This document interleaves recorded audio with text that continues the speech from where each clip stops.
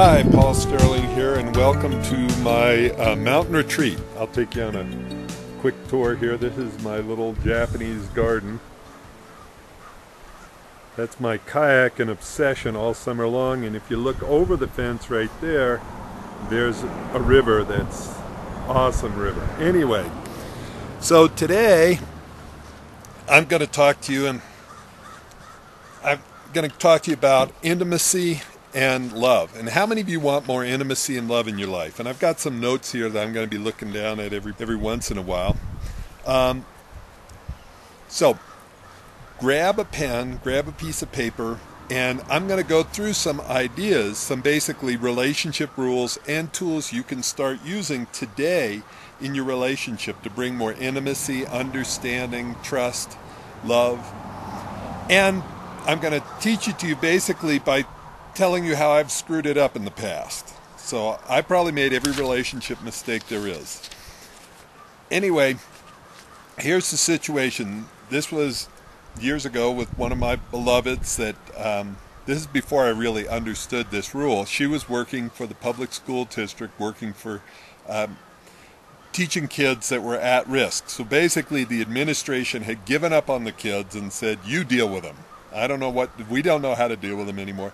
And then handed them over to her. But as soon as she started dealing with them, they had all these ideas of what she should and shouldn't do and have to do and more discipline. And basically she came home one day totally frustrated. Frustrated with the administration, frustrated with the kids, frustrated with the training she had done. And let me ask you, when the person you love is in pain, what do you normally want to do?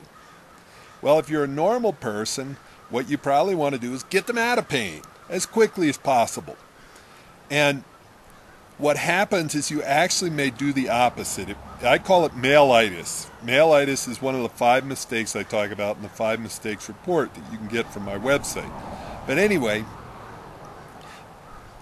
mistake number 5 is the fatal F, trying to fix them, fight with them, or flee from them. And so person I cared about was in pain. I was trying to fix her. Now, how successful do you think that is, and how much intimacy do you think that creates? Well, not much. Intimacy, one of my trainers once said, intimacy is the ability to enjoy your partner's pain. Now, I'm going to let you think about that. He wasn't being like sadistic about it. It's not enjoy it. It's almost like be comfortable with it so that you don't actually try to fix them when they're in pain. You let them work through it. And you might actually, you think about a little kid, when they're in pain, they go through their emotions, come out the other side. The best way is to go through it, come out the other side.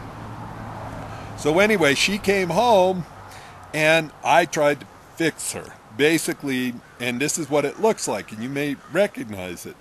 Well, did you think of this? Did you try this? Did you do this? So if you think about that, all of my great suggestions, ideas, advice, what does that actually sound like to somebody?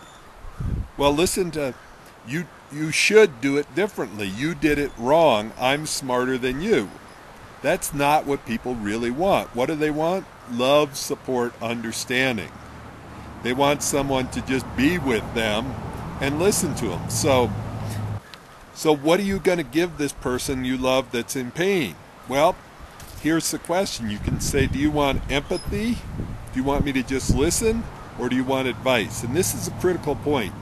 Never just go for offering advice. Always offer empathy first. So tonight, actually, if you're really bold, go to your spouse now, go to your lover and say, when you're in pain and you come to me and you're wanting empathy, do I always offer you advice? And so look at that and see if there isn't an easier way to do it.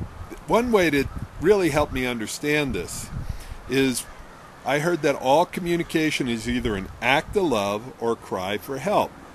And what kind of help do people want? So it's if your lover comes home in pain, that's not an act of love. They're crying for help. And what kind of help do they want? Normally it's empathy, understanding, some level of support. So that's it for now. This is your tip of the day. If you want to increase the amount of love and intimacy you have in your life, be willing to not offer advice, not try to fix, change,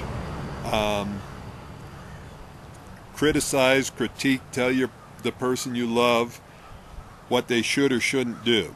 This is the hardest one for me to break. So that's it for now. This is Paul Sterling from Free Relationship Report signing off. If you want the rest of the videos and tips, make sure to go to freerelationshipreport.com, put in your name and email, get on the email list, and you can also ask your relationship questions, and I'll be picking some of those for future videos. Thanks, and have a great day.